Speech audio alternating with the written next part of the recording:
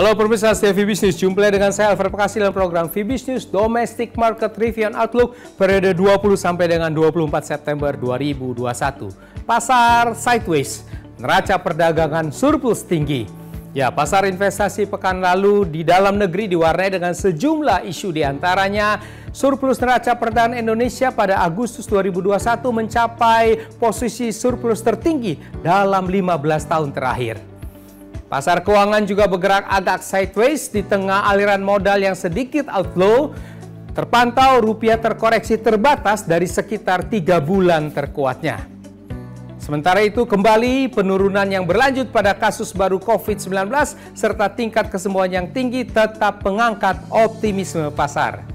Untuk korban virus di Indonesia, berita resmi terakhirnya sudah sekitar 4.185.000 orang yang terinfeksi dan 3.976.000 orang yang sembuh dengan tingkat kesembuhan yang tinggi 95,1% dan 140.000 lebih orang yang meninggal.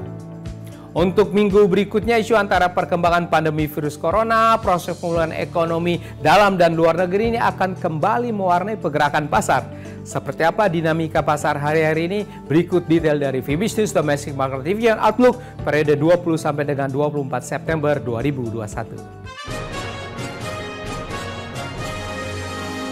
Kita mulai dengan pasar modal Indonesia. IHSG secara mingguan pekan lalu menguat 0,63% ke level 6.133.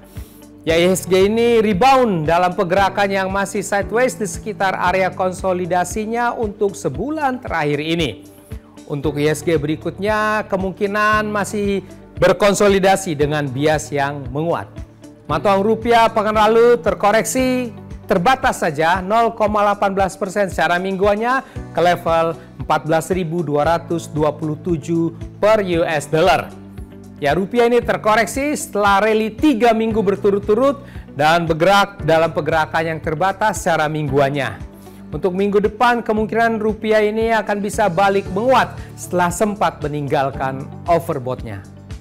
Ya, harga obligasi rupiah pemerintah Indonesia jangka panjang 10 tahun terpantau stabil dengan hanya turun tipis secara mingguannya. Ini terlihat dari pergerakan naik tipis yield obligasi pemerintah dan berakhir ke level 6,163% pada akhir pekan. Ini terjadi juga ada aksi jual investor asing kali ini di pasar SBN. Sementara itu yield US Treasury menanjak bertahap pada 4 minggu terakhir ini.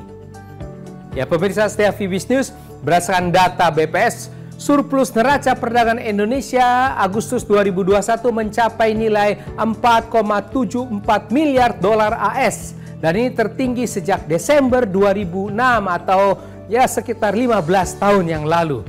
Dengan perkembangan tersebut, neraca perdagangan Indonesia terus mencatat nilai positif bahkan sejak bulan Mei 2020. Neraca perdagangan Indonesia pada Januari sampai Agustus 2021 ini secara keseluruhan mencatat surplus 19,17 miliar dolar AS dan ini jauh lebih tinggi dibandingkan capaian pada periode sama tahun yang lalu. Bank Indonesia memandang surplus neraca perdagangan tersebut berkontribusi positif dalam menjaga ketahanan eksternal perekonomian Indonesia. Ya, utang luar negeri Indonesia dilaporkan Bank Indonesia pada Juli 2021 tumbuh melambat. Posisi utang luar negeri Indonesia ini akhir Juli tercatat sebesar 415,7 miliar dolar AS atau tumbuh 1,7% secara year on year. Ini lebih rendah dari pertumbuhan bulan sebelumnya. Perkembangan tersebut terutama disebabkan oleh perlambatan pertumbuhan utang luar negeri pemerintah.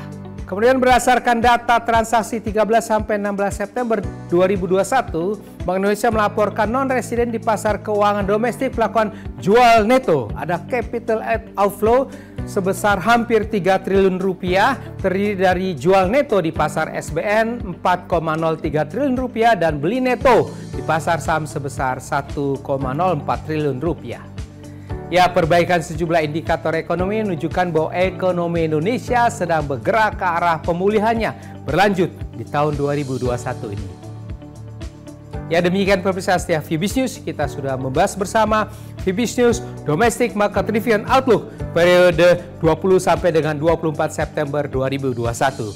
Saya di sini Alfred Pakasi, mohon diri sejenak. Baiklah semuanya, stay safe, stay healthy. Salam Fibis.